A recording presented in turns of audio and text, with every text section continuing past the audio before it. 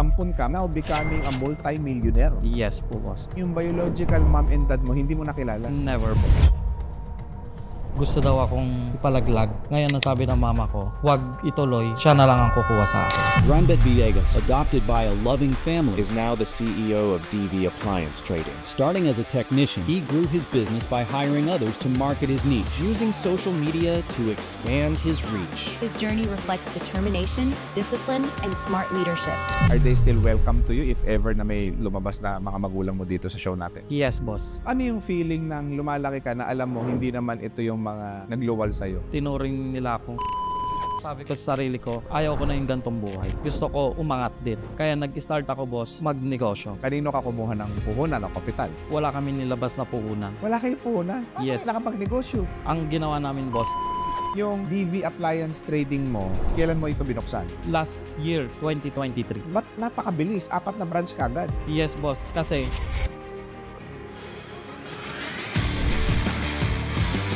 Alright, so good morning, good afternoon, and good evening mga boss. So nandito na naman tayo sa pinakabagong episode ng RDR Talks. At ngayon, may makakasama tayo napakagaling na negosyante. Siya po ay nagsusupply ng mga aircon at iba't iba pang mga appliances, hindi lang sa Metro Manila at maging sa buong Pilipinas. Makakausap natin ngayon ang may-ari ng DV Appliance Trading. Walang iba ang ating bossing, si Boss Dranbet Villegas. Welcome, boss! good morning, boss. Yan, sige. Boss Dranbet, no, alam ko medyo kinakabahan ka pa, pero syempre, just to share your life story, kamusta ang DV Appliance Trading ngayon? Okay naman ngayon, boss. Ilang outlet na kayo?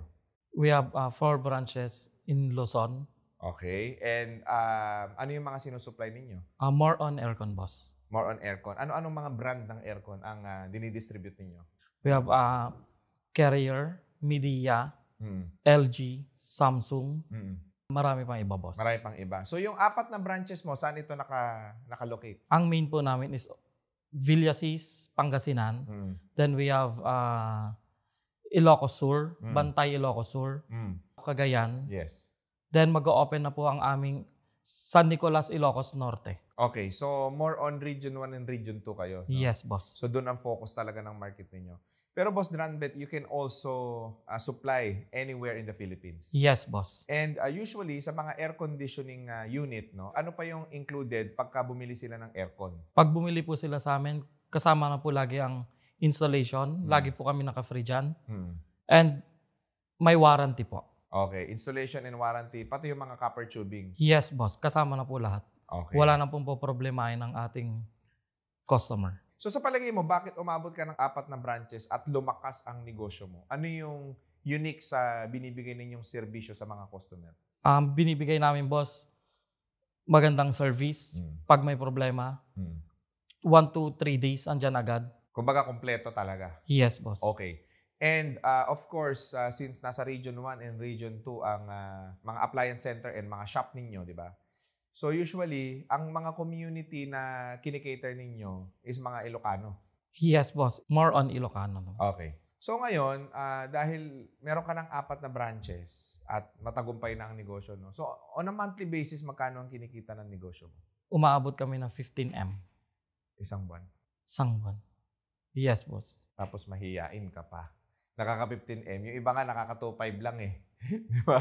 Ang lakas-lakas ng loob eh. Pero 15 million isang buwan ang benta ninyo? Yes po, boss. Sa lahat po Grabe. ng branches namin. Ganyan pala kalakas yung appliance business na yan, no? Bukod sa aircon, ano pa yung mga unit na binibenta ninyo? Pag projects namin, boss, kinukuha na rin namin ng TV. Sample, boss, sa mga hotels. Kinukuha na namin yung TV, water heater.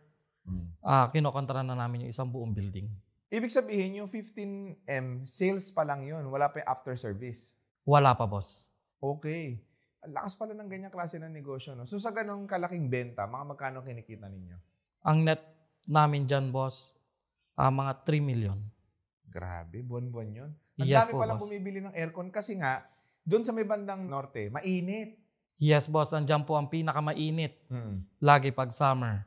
Kung hindi Tuguegarao, Dagupan City. Exactly. So kaya lumakas din yung business mo. No? Yes, Hotel, resorts, yan ang mga kinokontrata ninyo. Yes, boss. Siguro mga commercial spaces, mga ganyan. Yes, boss. Okay. Pero syempre, Dranbet, napaka matagumpay ng negosyo mo ngayon. No? And kaya ka namin inimbitahan dito kasi nabalitaan nga namin na meron ngang negosyante sa Region 1 and Region 2 na nagbebenta ng aircon na napakalakas. Pero syempre, bago natin pag-usapan yung matagumpay mo pa ng negosyo, sino ba si Dranbet? Ikaw ba ay galing sa mayamang pamilya, middle class? Saan ka nang galing? Si Dranbet po ay galing sa middle class. Middle class family. So, yung Yes. nanay at tatay mo is? Is mother lang po. Single parents ang aking parents. O, yung tatay mo, hindi mo na Hindi ko mo na po nakilala? siya nakilala. Dahil? Ng ibang bahay? Or namaya pa ng maaga? Ang adapt ako ng mother ko po, boss. Adopted ka? Yes, boss. So, ibig sabihin, yung biological mom and dad mo, hindi mo nakilala? Never, boss. Pero buti natanggap mo to ng maluwag. Yes, boss, dahil maganda naman pong pagpapalaki sa akin ng aking tita at magulang. Ikaw bilang ampon, hinanap mo ba ang mga magulang mo? Hindi na, boss. Kasi sa akin, kompleto na. Kaya hindi ko na naisip na hanapin pa. Okay, pero saan ka naampon ng nanay mo? Yan ang hindi ko alam, boss. Ikaw ba ay napulot lang kung saan or pinaampon Ang ka? kwento sa akin, boss, nasa Japan kasi si mama ko. So, gusto daw akong ipalaglag. Ngayon, nasabi ng mama ko, wag ituloy, siya na lang ang kukuha sa akin. Yan ang kwento lang sa akin, boss. Sa Japan, nagtatrabaho yung biological mom mo. No, boss. Yung nag-adapt sa akin. Yung nag-adapt sa'yo. Pero yung biological mom mo nasaan? Hindi ko, wala akong idea. Wala boss. ka talagang idea? Wala, as in zero. Ilang taong ka na? 32 years old, boss. Okay, 32 years old. Kailan ang birthday mo? August 15, 1992. Kung matatandaan ninyo, baka dito sa show na to, makita mo ang biological mom and dad mo. Are they still welcome to you if ever na may lumabas na mga magulang mo dito sa show natin? Yes, boss. Wala naman pong problema. So, willing kang kikilalanin sila? Yes, boss. Okay. So, August 15, 1992, kung ikaw ay isang ina na maaaring iniwan mo ang anak mo sa isang nagja-Japan, tama? Yes, boss. Oo, nagja-Japan yung mo, di ba, yung nanay mo. Yes, boss. Kung meron kayo iniwan na bata sa isang babaeng nagja-Japan, baka anak nyo ho itong si Dranbet Villegas. Pwede nyo ho siyang puntahan at hindi ho siya hihingi ng pera, hindi siya hihingi ng suporta sa inyo. Gusto niya lang kayo makita dahil ngayon matagumpay na itong batang iniwan ninyo. Yes, boss. Pati ako nagugulat kasi dito talaga sa RDR Talks, naso-surprise din ako eh. Lumalabas lahat. Oo. And hindi ba mahirap yung paglaki mo na syempre wala kang nanay at tatay na biological mom and dad? Kamusta yung lumalaki ng bata na alam mo from the start, ampon ka? Hindi ako nahirapan, boss. Kasi lumaki ako, kasama ko lahat ng pinsan ko. Sa lahat kami magpipinsan, isa lang po nag-alaga sa amin lahat. Then lahat ng parents namin nasa ibang bansa, isa lang po yung naiiwan dito. Which is yung tita po namin. Yung panganay na anak ay nakapatid. Panganay na kapatid nung nag-ampon sa'yo, siya yung nag-alaga. While yung nag-ampon sa'yo, nasa Japan siya Yes, nagtatrabaho. boss. Nakakabilib lang kasi dahil nagtatrabaho siya sa Japan, di ba, yung nanay mo, nagkaroon siya ng isang responsibilidad na bata na hindi niya naman ito literal na iniluwal. Yes, boss. Pero binigyan ka niya ng magandang buhay. Yes, boss. Okay. Sige, kwento mo pa. Ano yung mga hindi mo makakalimutan nung childhood mo? Siguro nagpatatag sa'yo, nagpatibay sa'yo. Kumbaga, kung ilalagay natin sa teleserye yung buhay mo, talagang magandang ilagay talaga sa teleserye. Kasi ampun ka eh. Tapos yumaman ka. 'Di ba? Parang napakaganda ng kwento ng buhay mo. So ano yung mga hindi mo makakalimutan na lang na kwento ng buhay mo? Ang di ko makakalimutan na kwento ng buhay ko, wala talaga akong maalala. Wala ka nang maalala nung childhood mo? Yes, kahit boss. na medyo lumalaki ka na. Parang okay kasi lahat eh. Okay lahat. So Yes, kumbaga boss. talagang pinuno ka ng pagmamahal. Yes, boss. Kaya wala akong... Hindi, any happy memories? Masaya ako, boss, na nakasama ko lahat ng pinsan ko na nagturingan kami magkakapatid. Ayun. Yan ang pinakamasayang nangyari sa buhay ko na kahit ampon. Oh, pero hindi ka ba nabully nung bata ka? Hindi ka ba inasar na ampon, ganon? No, boss. Walang bumuli sa akin. Walang discrimination? Walang discrimination. Even sa mga pinsan mo? Yes, boss, wala.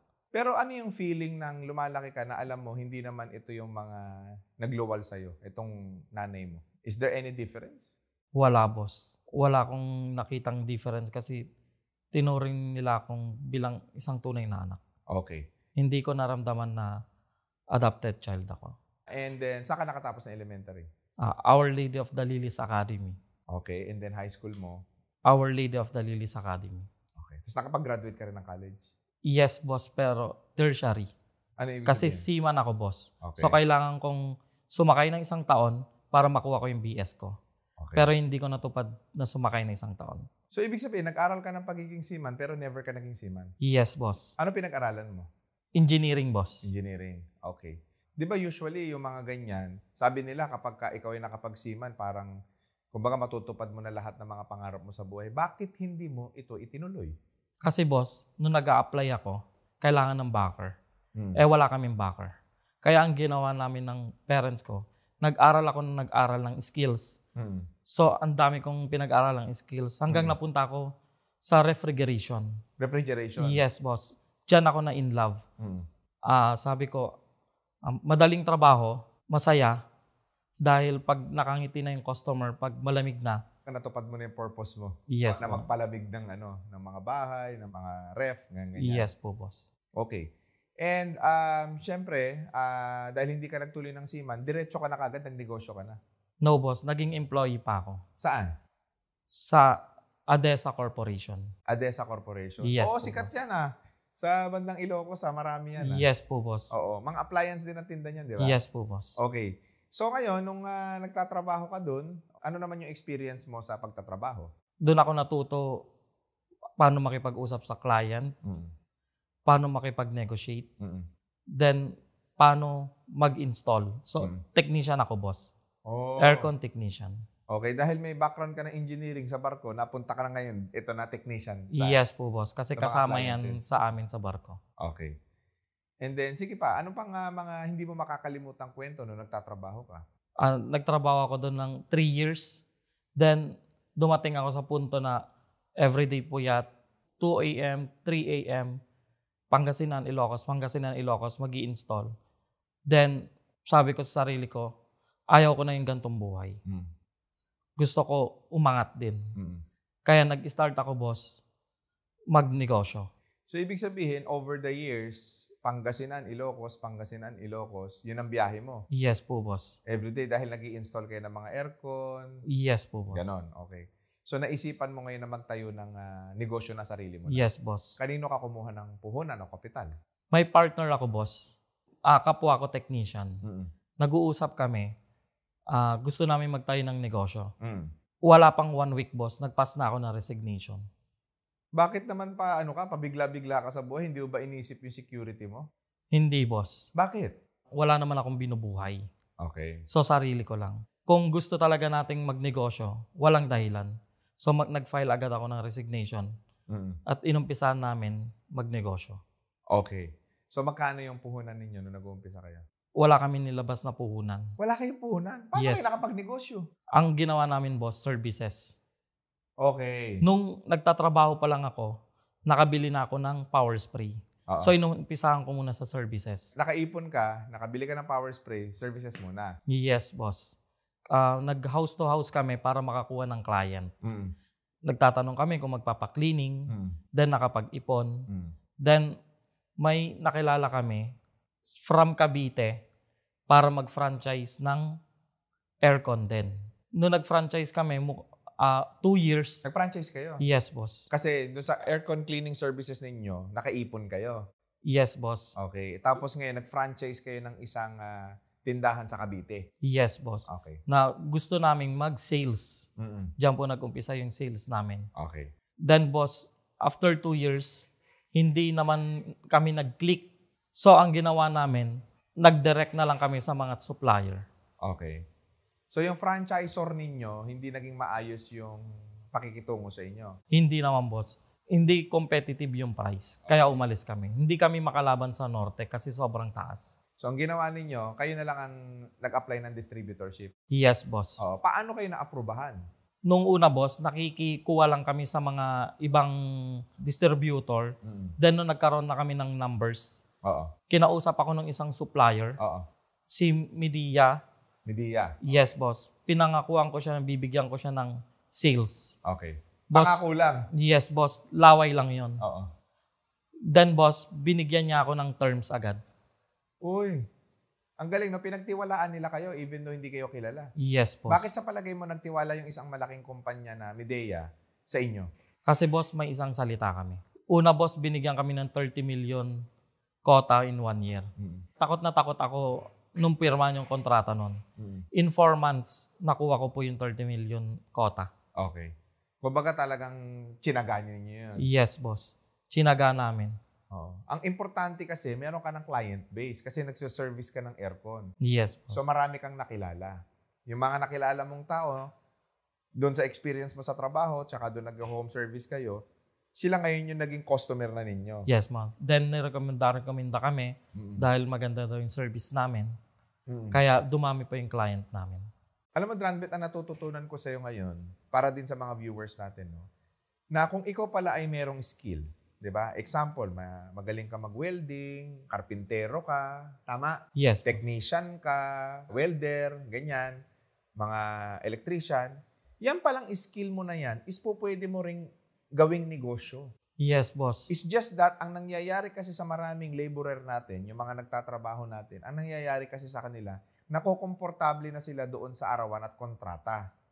Tama? Yes, boss. Tama, boss. So, better siguro, now is the time na napapanood nyo itong video na to, kung ikaw ay may skills, now is the time na i-consider mo na magtayo ka ng sarili mong negosyo. Paano mo umpisahan? Kagaya ng ginawa ni Dranbet, maghanap ka na muna ng mga customer. 'Di ba? Imbes na nakikikontrata ka lang, ngayon ikaw na mismo yung nagkokontrata, business na 'yun eh, entrepreneurship na 'yun eh. Yes, boss. Tapos ang natutunan ko pa sa iyo, Dranbet, kailangan magsinop ka. Huwag kang magastos kasi marami sa mga laborer natin, ang lalaki ng kinikita nila napupunta sa scatter, napupunta sa sabong, napupunta sa paglalasing, sa mga bisyo, sa mga kalayawan, napupunta sa walang katapusan kasi set up nyo dyan sa mga motor ninyo. Tama? Correct, at yung boss. mga ginagamit ninyo. Tama? Correct, boss.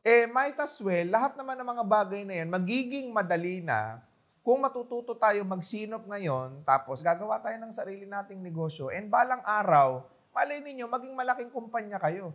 Maging contractor kayo, maging distributor kayo, hindi mo masabi buhay. Kagaya na nangyari sa'yo, Dranbet, di ba? Yes po, boss. So, ganun talaga nasa disiplina talaga ang pera. Bukod doon, syempre, yung mga nakikilala ninyo ngayon na mga tao na po pwedeng makatulong sa inyo if in case gusto nyo na talaga magsolo, dapat talagang kaibiganin ninyo, mag-build kayo ng relationship sa kanila. Yes po. Kasi your network is your net worth. Naniniwala ka ba doon? Yes po, boss. Naniniwala po ako dyan. Ito na, kumalas na kayo sa franchise. Okay, ano nang pangalan nung nilagay ninyong tindahan? Ang nilagay na namin, boss, DV Appliance Trading na. Okay, ito na yon. Yes po. Ito na yon. Okay. Nung 2023. Okay. Binild namin to noong 2023 kasi naghiwalay na kami ng kapartner ko doon. Nagsolo-solo na kayo? Yes, boss. Kasi napunta sa kanya yung Isabela branch, then sa akin yung Pangasinan. Nag-usap na kayo? Nag-usap Tara na kami. Mag-solo na tayo parehas. Kaya Yes, na natin. boss. Dahil kaya na namin. Kaya nag-solo na kami dalawa. Okay. So ngayon, yung DV Appliance Trading mo, kailan mo ito binuksan? Binuksan ko to last year, 2023. Ba't napakabilis? 4 na branch kagad. Yes, boss. Kasi gusto kong makita lahat yung buong norte. Kaya nagtayo-tayo ako ng mga branches. Okay. Paano ngayon? Kung halimbawa, magbubukas ka na, open ka na ba for franchising? Dealership, boss. Open kami for partner dealer. Partner dealer? Yes po, boss. Sa mga iba't ibang lugar? Yes po. Okay. Kahit saang lugar po yan. Okay. Kasi ganito, Dranbet, no? Base sa kwento mo sa akin, parang smooth lang lahat. Wala masyadong mga challenges. Okay. Yes, boss. So gusto ko ikwento mo naman, para dun sa mga laborer din natin, na mga nanonood ng video na to, kung ano yung challenge ng transition mo from being a technician, now becoming an entrepreneur. Ano yung mga pagsubok na pinagdaanan mo? Dapat po, maging disiplinado tayo sa ating kita. Kami po, nag-start kami, sumasahod talaga kami. Diyan po kami nag-umpisa. Lahat ng kita, pumapasok lahat sa bank. Then, 15, 30, sumasahod lang kami. Wala kang bisyo? Wala po, boss. Wala kang sineset up ang motor? Wala, boss. Wala kang minimintenahan na chicks? Wala, boss. Talaga naging disiplinado ako. Okay. Sige, paano magkaroon ng disiplinang kagaya mo? Maging focus ka lang, boss, sa goal mo. Ayun. Pag na-focus mo yon, then after years, lahat ng gusto mo, mabibili mo na. Oo. Kasi ito yung katwiran ng marami, no? Nabubuhay tayo sa mundong to. Siyempre, alam nga naman trabaho tayo ng trabaho. Wala tayong diversyon. Yun ang tawag nila dyan, diversion. Ikaw ba, naniniwala ka ba na kailangan sa buhay ang diversion? Boss, mamimili ka lang naman. Enjoy now, pay later. O pay now, enjoy later. Ang pinili ko, pay now, enjoy later. So ngayon, nakukuha ko na lahat ng gusto kong mabili. Napupuntahan ko na ang gusto kong puntahan. Kumbaga, it's a years of discipline, di ba? Yes po, boss. And focus talaga. Yes. Di ba? So, ikaw ba naniniwala na walang pag-asang umasenso ang mga laborer natin? Hindi, boss. Malaki ang pag-asa ng laborer kasi mas matataas pa nga ang sahod niyan kaysa sa mga office. Mas mataas po ang sahod ng mga skills. Ay, ganun ba? Yes po, boss. Yun nga lang, halos lahat ng laborer walang disiplina. Gastos doon, inom dito, babae. Kaya wala po talagang kinapupuntahan kahit malaki yung sahod nila.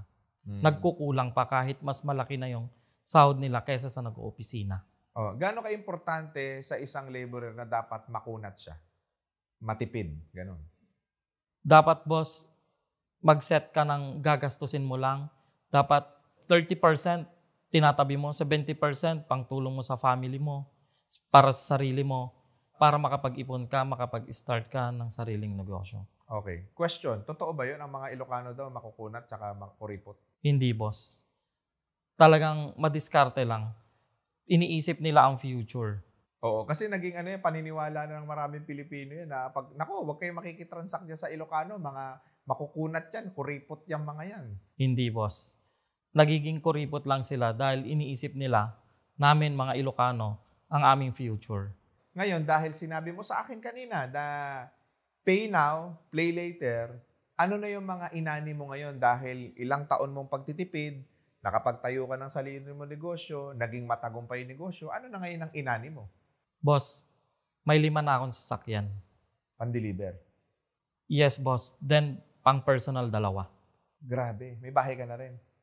Ongoing construction ngayon, boss. Grabe, no? Ganun pala, no? So, kung ikaw ay karpintero, electrician, technician, pwede ka palang ilang taon lang?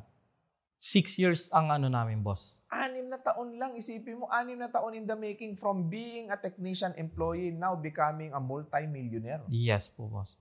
Noon, boss, kami pang nagtatayo ng aming bodega. Kami pang nagtatayo ng aming office. Ngayon, boss, natutuwa ko. Pinapasa na namin sa engineer. Nagpapa-engineer na kami ngayon. Dati kami lang. Ang galing. May mga tao ka ng engineer.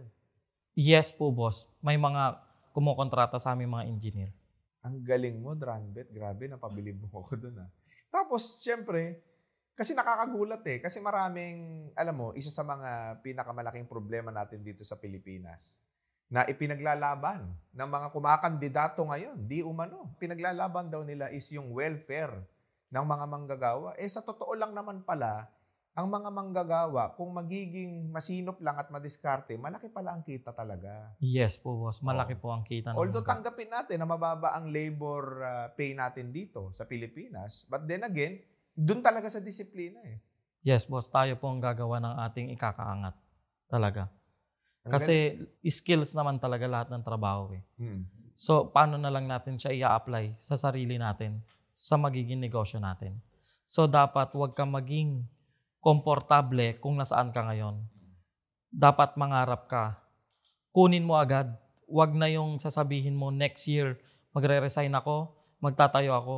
Kung pwede naman ngayon, umpisa mo na ang iyong ikaka-asenso, ang iyong negosyo. Katwiran ng marami, Boss Dranbet. Hindi naman lahat kasi magninegosyo Okay na kami sa ganito Anong opinion mo doon? Kasi boss, nung nag-aaral tayo, wala naman talagang tinuturo about business Kaya halos lahat ng Pilipino sarado dyan. Kaya so ano kailangan nilang gawin?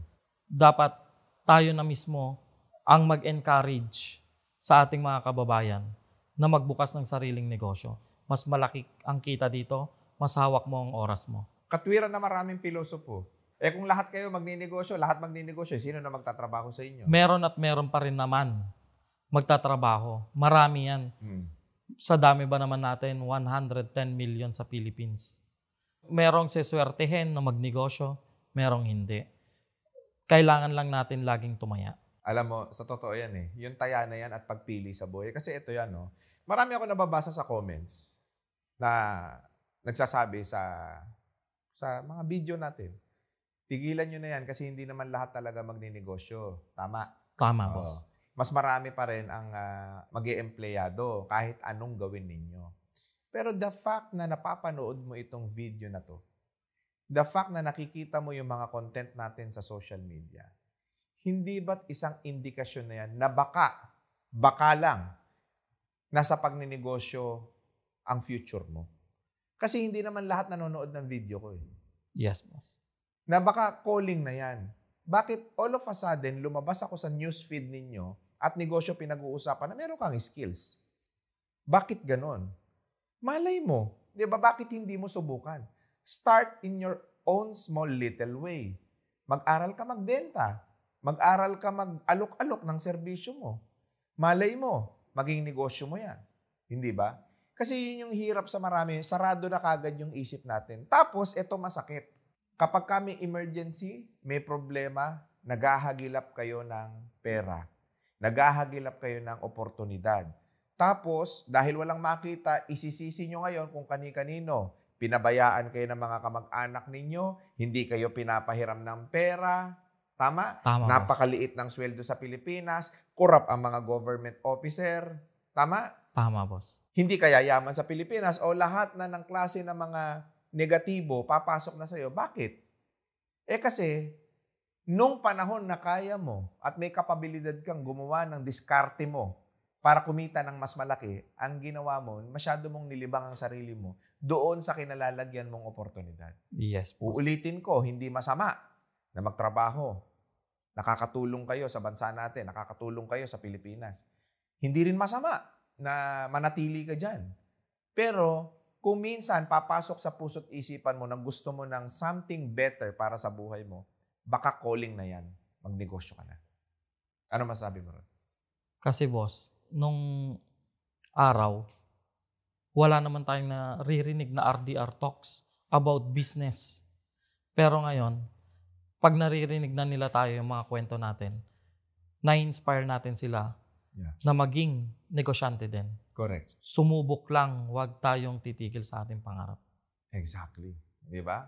Kasi ang konti-konti lang ng follower ko. So, ibig sabihin talagang iilan lang ang pwedeng manood nito. Yes. Hindi kamukha ng ibang influencer na buong bansa talaga, pinapanood sila kasi entertainment sila. Tayo kasi talagang seryosong usapan ito eh. Yes po. Pero ako lang, what I'm really proud of dito sa ginagawa ko, napakarami kong na-transform na buhay. Because probably, yung mga ideas na nakuha nila dito, nagamit nila ngayon sa buhay nila para kumita sila ng mas malaki at mas makapag-provide sila sa pamilya nila. Kasi hindi lang ho pera, tandaan ninyo hindi lang ho pera ang naibibigay sa inyo kapag umasenso ka at yumaman ka. Mahalaga dyan yung peace of mind. Nakakapagbigay ka ng, kahit anong mangyari, magkasakit or kahit anong klaseng emergency, meron kang peace of mind na alam mo meron kang kayang Hugutin. Tama. Yes. Tapos, Boss Dranbet, ito, saan mo nakuha yung skills mo na magaling kang magbenta ng mga services mo? Hanggang ngayon, boss, may hiyain pa rin ako. Hindi ako nakikipag-social sa ibang tao. Pero bakit ang dami mong nabentahan? Kasi, boss, dahil sa Meta. Ginamit mo ang social media? Yes, ginamit ko po ang social media. Then, kumuha ako ng magagaling magbenta. Then, tinuruan ko lang sila kung paano rin magbenta. Hindi ko kayang gawin sa sarili ko, pero tinuro ko sa kanila. Sa social media. Kung Yes, paano, po. ano yung mga services natin. Yes, ano boss. Ang galing mo. Tama, yung hindi mo kaya, binigay mo dun sa taong may kaya. Yes, boss. Oo, kasi kanina napansin ko nga, medyo mahiyain ka eh. Opo. Ang lakas ng loob mo magpa-RDR Talks, mahiyain ka pala. Pero nagulat ako na meron ka palang diskarte. Yes. So, ibig sabihin, ang natutunan ko dito sa sinasabi mo sa akin, kung hindi mo kayang gawin, ipagawa mo sa iba, bayaran mo na lang. Yes, boss. Yun yung entrepreneurship din. Bigyan natin sila ng magandang incentives din. Magandang incentive, Para magandang trabaho. Magandang trabaho. Galing. Dami ko natututunan sa iyo, Boss Dranbet. Ayan. Anyway, syempre, ikaw, yung journey mo no, sa pagninegosyo and all, pagkatapos ng hiwalayan ninyo ng business partner mo, yung DVA Appliances, talagang dire-diretso na Skyrocket. Yes, boss. Pareho po kami, diretso. Pati yung Umangat. partner mo dati? Yes, boss. So, proud ka rin sa kanya? Yes, boss. Marami siya nabiling lot. Okay. Then, pag kinikwento niya sa akin, very proud ako na pareho kaming umangat. Ang galing. Pero kung sakasakali, dumating ang panahon, humina ang negosyo, yung mga kliyente ninyo, mawala. Example, ayun ang mangyayari sa buhay mo. Anong gagawin mo? Boss, hindi naman mawawala ang client natin pag maganda ang ating services. Then, ayon sa pag-aaral, 20% pa lang na Pilipino ang merong aircon. So, ibig sabihin, boss, may 80% pa na pwede natin lagyan sa buong Pilipinas. Then, hindi pa rin siya mauubos kasi ngayon, boss, bibili ng isa. Mamaya, bibili na naman ng isa. Bibili na naman ng isa. Yung bumibili sa 20%, boss, yung dating bumili, sila pa rin lang ulit yung bumibili. Ang galing nun. Tama eh. Hindi mauubusan ng customer. Yes, boss. So, kung humina, maghahanap ako ng bago. Yes, boss. Ang galing. Okay. So, ngayon, Boss Dranbet, no, bago tayo matapos, ano ang opportunity na po pwede nating i-offer, especially sa mga taong gustong magnegosyo rin ng appliances, ng aircon services business? Sa lahat po ng gusto maging partner dealer namin ng DV Appliance, tawagan nyo lang po 0927-556-9588. Ako po mismo ang makakausap nyo dyan. Sa lahat po ng gusto mag-follow ng aming page, search nyo lang po DV Appliance Ilocos, DV Appliance Tugigaraw, DV Appliance Main. Sa lahat po ng gustong magpakabit, free installation po kami. Kontakin nyo lang po ang aming number 0927-556-9588. Maraming salamat sa iyo, Boss Dranbet, sa napakagandang istorya ng buhay mo. Napakadami ko na naman natutunan. Thank you so much. Sa lahat ng mga gusto ng aircon services at aircon supply sa inyong mga commercial spaces, sa inyong mga tindahan, sa inyong mga bahay, kontakin nyo na ang DV Appliance Trading at sila na po ang bahalang mag-supply sa inyo. Nationwide po pwede po ito. Sa lahat ng gustong maging distributor at partner ni Boss Dranbet, ang DV Appliance Trading, kontakin nyo na po siya diretso. Muli, maraming salamat and God bless sa inyo lahat.